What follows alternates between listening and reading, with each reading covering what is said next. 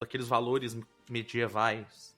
Viu? Eu acho que pra galera não ficar meio que perdida, assim, porque eu tava pensando aqui, caso eu não soubesse nada do assunto, estivesse escutando, é bom a gente falar um pouco também dessa questão do crescimento e não do crescimento, do surgimento da burguesia, né?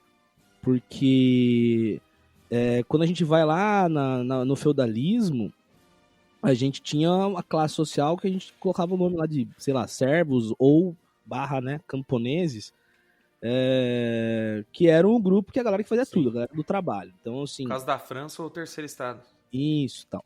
Né? Mas aí quando você tem essa característica, tá muito atrelado à questão das cruzadas, né?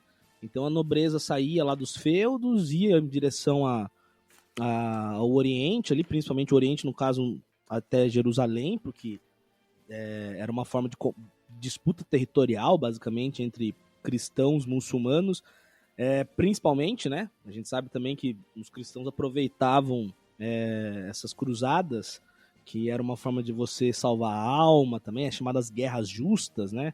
Depois vai passar por um processo aí ao longo do tempo, e as guerras justas vão ir pro Brasil, né? Com as bandeiras e tal.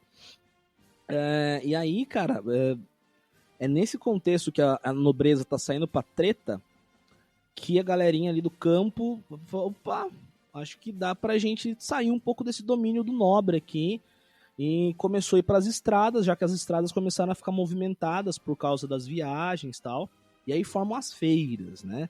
Daí as feiras vão descendo, vão se fortalecendo, a galerinha da feira fala, opa, pera aí, aqui tá virando um centrinho econômico, chama a atenção da galera aí querer roubar a gente, então vamos fortalecer esse lugar. Aí constrói uma fortificação ao redor dessa feira, que na Europa era chamado de burgo, né? E aí a pessoa que morava ali dentro era o burguês, né? Era a burguesia que morava dentro desse burgo.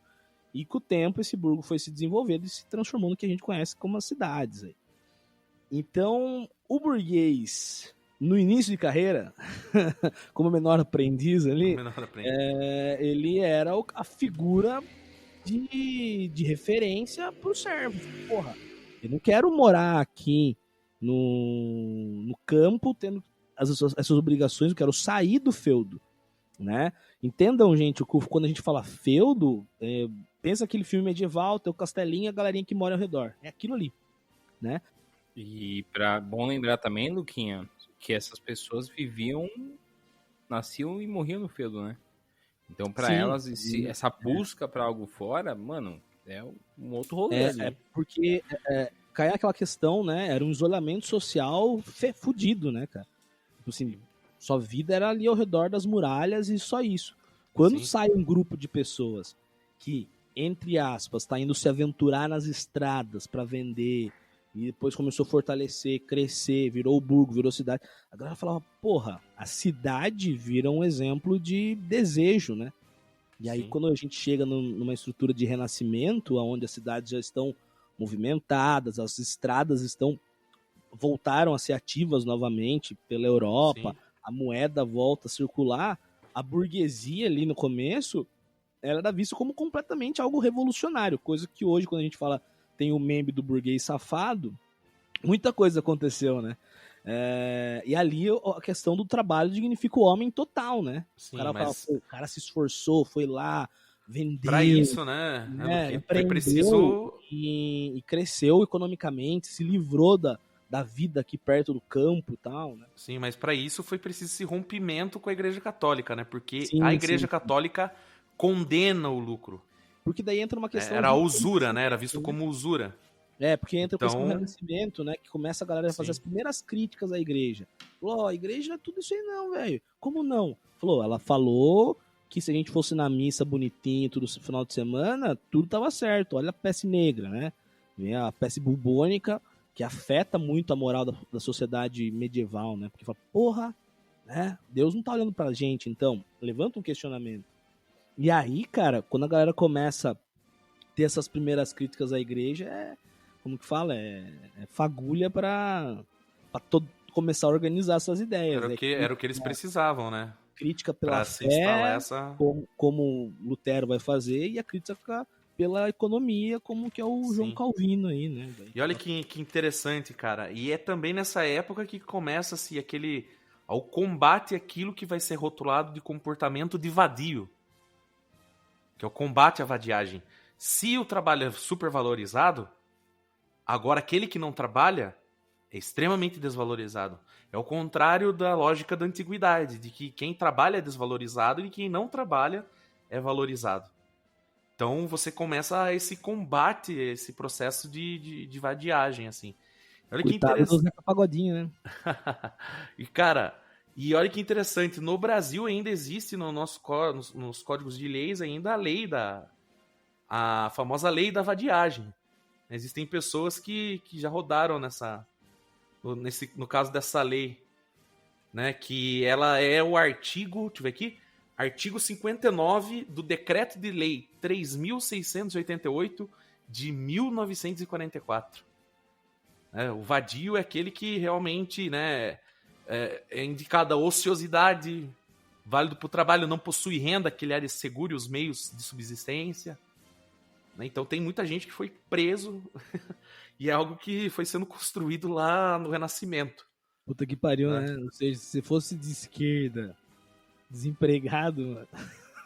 E você sim, mas essas leis elas escondem esse projeto higienista, né, do Brasil. Sim. Principalmente a relação, por exemplo, ali da escravidão e a libertação da abolição da escravidão, né? E em uma sociedade com traços de capitalismo.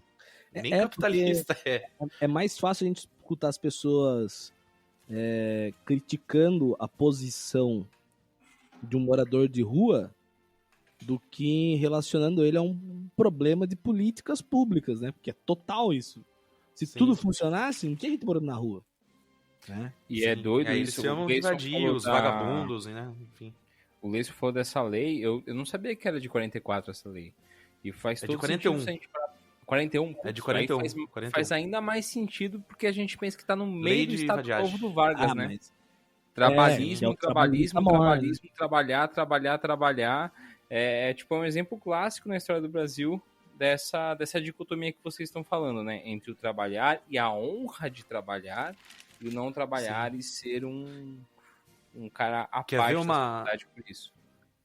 Quer ver uma frase que exemplifica essa relação entre religião e trabalho? Deus ajuda quem cedo madruga. Porra, isso é verdade mesmo. O calvinismo é muito isso, né? Pra quem não sabe quem é os calvinistas, gente, por muito tempo foram chamados de puritanos depois, na Inglaterra. Aqui, atualmente, seria mais próximo do presbiteriano, né? Sim, são os presbiterianos. Que é aquela ideia que se é predestinação. Rico, porque você foi destinado a ser rico, até saber. É engraçado que quando você dá essa aula na escola, a molecada vai, que sacanagem, professor. Foi por isso que a burguesia apoiava, né, cara? Porra, tô grana, Jesus gosta de mim, velho. Essa lei de 41 aí que vocês mencionam, ela é uma adaptação também da lei dos capoeiras, né? Porque as legislações, elas traziam uma proibição à prática da capoeira no espaço público, né? Era uma lei que ela visava combater reuniões de pretos alforriados e de praticantes da capoeira, porque era uma forma exatamente de marginalização do negro na sociedade brasileira, que também, né, era associado pelo governo e pelas elites escravocratas como vadios. Né? Eles tinham medo de passarem uma rasteira neles? Nossa, cara. Nossa. Bruntz. Quem chamou esse cara pro podcast? E vocês tinham mencionado a questão da burguesia, que o Luquinha fez bem em lembrar, de contextualizar. E a burguesia, quando ela surge, né, como o próprio Marx afirma no manifesto do Partido Comunista, a burguesia ela não apenas transforma o modo de produção da sociedade, sim, mas como ela também cria, enquanto ela cria a ela própria, ela cria um mundo à sua imagem e semelhança e cria ainda a sua classe antagônica, que é o proletariado, sim, que são justamente os espoliados, os despossuídos, que vão ser as vítimas dessas leis antivadiagens. Como, por exemplo, o Marx escreve no Capital, no capítulo que ele fala da chamada acumulação primitiva, ele passa um bom tempo desse capítulo falando das leis antivadiagem, que eram as mais bárbaras possíveis. Você tinha marcação a ferro, você tinha decepação de parte da orelha, você tinha enforcamento em praça pública, trabalho forçado, uma série de coisas justamente para que as pessoas fossem forçadas a buscar uma forma de renda nas grandes cidades. Aqui no Brasil, tchê, é de 15 a 3 meses de prisão. Então, aí que tá. Então, assim, é absurdo, né? Isso aí, eu evidentemente que eu acredito que essa lei não seja mais aplicada, né? Tem uma galera que roda. Roda? Tem uma galera que roda, vai de quem usa isso, né? Entendi. Como faz essa interpretação da lei. Bom, mas não é surpresa, né? Que em Sorocaba tem uma portaria que proíbe de beijar em praça pública até hoje. Não caiu ainda. Só pararam de usar. O prefeito de vocês é super progressista, né? Só que não. Gente, mas essa parada também, eu acho que estava no momento de insight aqui. E quando o Tchê me fala dessa adaptação que a burguesia vai fazendo, será que a burguesia é a própria mão invisível do capital, né? Porque é ela que está se adaptando o tempo todo, né? Ela deu jeitinho para sair do feudo, ela quando começou a se incomodar com a nobreza, vai lá colar no rei, dar um chaveco no rei, ô rei, negócio é o seguinte, esses parentes eu tô enchendo o saco, faz o seguinte, ó, eu pago o imposto diretamente para você faz umas leis que me ajudem, e a gente descarta essa nobreza. E eu posso investir em novas tecnologias pro exército e tudo mais. E é nessa que o rei ganha poder pra caralho, né? Vira o poder absolutista. Aí quando o rei começa a se sobrepor acima dos interesses da burguesia, ela vai lá e fomenta uma revolução. Uhum. E aí a gente tem o processo da Revolução Francesa, principalmente, né? Que você tem a tomada do poder pelo povão, porém o povão sendo usado. Guiado pela burguesia. E é louco isso, Luquinha, porque se a gente pensa num projeto de dominância de classe, né, pegando o que você falou, além dessa fluidez, esse dinamismo, essa malemolência que a burguesia tem, se a gente parar para pensar, é o projeto mais aprofundado e estruturado que a gente tem de um grupo dominante, né? Tanto que a gente tem ele até hoje de uma forma extremamente forte, né? E extremamente passível de adaptações, né? Tipo, e que acaba perpassando por momentos diferentes da história, né? A gente tem um momento de absolutismo, como você falou, né? Que é quando o rei quer se sobrepor, mas também tem um momento que eles têm o auge nas revoluções industriais, mas a gente está em outro momento e que ainda assim é um grupo social que consegue manter esse projeto em sua essência, né? Apesar das diferenças que vão acontecendo em cada contexto. Bom, Gabriel, e esse projeto, com essa concepção atual do trabalho, ele começa a ser construído ali no Renascimento, a seu auge mesmo ali na Revolução Industrial, né? Onde você tem claramente essa valorização do capital em detrimento ali do ser humano, e aí o individualismo imperando. E aí o que acontece? Essa relação de trabalho, ela acaba sendo reduzida principalmente a uma relação de submissão e subordinação do proletário para o seu empregador. Ele acaba sendo subordinado e aí está ao mando ali do bel prazer daquele que o emprega. Saca? Então, conforme foi passando do tempo, nós estamos vendo esse processo também de precarização das relações de trabalho. Até chegar no atual momento aí, né? De pandemia, de 2021, de home office, de intensificação das demandas, de também intensificação e aumento dos casos de transtornos psíquicos relacionados ao âmbito do trabalho, né? Então você tem essa lógica. O que na modernidade, trocando 6 por meia dúzia, a gente acaba vendo nas relações de trabalho é uma lógica perversa, sabe? É uma forma de você incutir a servidão no outro e utilizar dessa manipulação de poder para fazer a manutenção desse sistema, assim, sabe? É de fato um reflexo desse sintoma do mal-estar na civilização.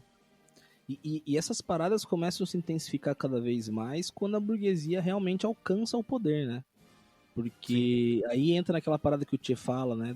Dela criar seu inimigo né, se pode colocar assim, Seu porque posicionamento. quando ela atinge o poder, ela